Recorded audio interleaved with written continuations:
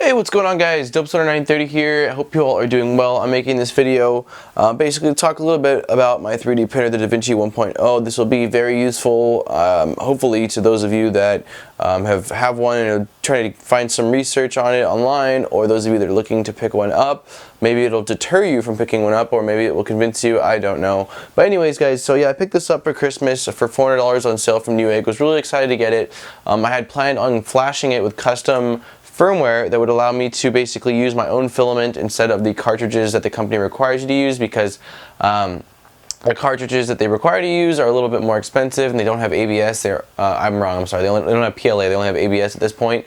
And also you have to use their it's like printing firmware, or not printing firmware, printing software, and I don't want to use theirs. I want to use other different softwares. So again, my intent was to basically pick this up, flash it, and be able to use those things. I was really excited. I picked up when I purchased it, I picked up a roll of PLA, and so yeah, let me explain to you guys what's been going on so far. I didn't know this until after a while of having it. I'd say about 4 or 5 days, but this is actually not really the DaVinci 1.0. They upgraded it, and now it is the DaVinci 1.0A, and it came stock with let's see here, settings. Nope, where am I going? Info, statistics? No, software version. There we go. It came stock with 1.0.3 firmware, and this is again the 1.0A, which is actually different than the 1.0. The 1.0 doesn't say 3D printer on the door panel, as far as I know. My buddy's doesn't, at least. It doesn't have magnets on the doors, as far as I know.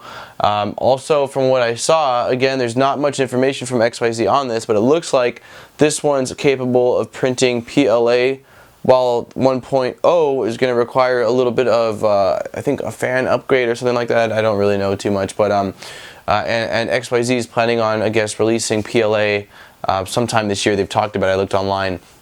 But yeah, so also the motherboard, if you can see it, you guys can't really see this right now, but my extruder head's out on top. I'll talk about that in another video.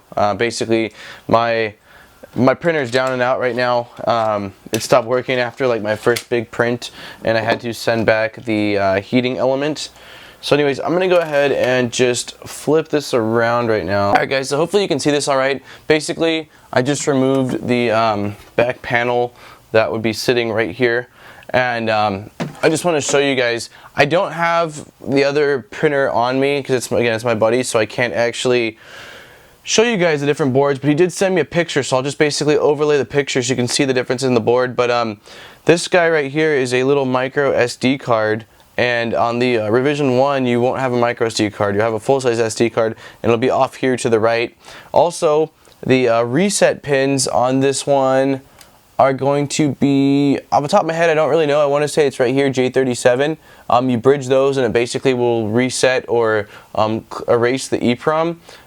That's going to be in a different spot on the first motherboard, but my first concern was that they didn't have the reset pins, but somebody was able to find them, and it does reset the EEPROM, so you can flash it. But apparently there's issues with the, if you're trying to write custom firmware, you're going to get issues with the screen in the front, apparently with the lighting, and it'll flicker. I guess there's some temperature errors from what I'm seeing, and also you'll have some issues with the Z-axis. It looks like some people have been able to kind of kink out the code, and it's getting a little bit better. But my biggest concern, and the reason why I haven't tried flashing the firmware yet, was because there wasn't any dump of the 1.0.3 firmware for this machine.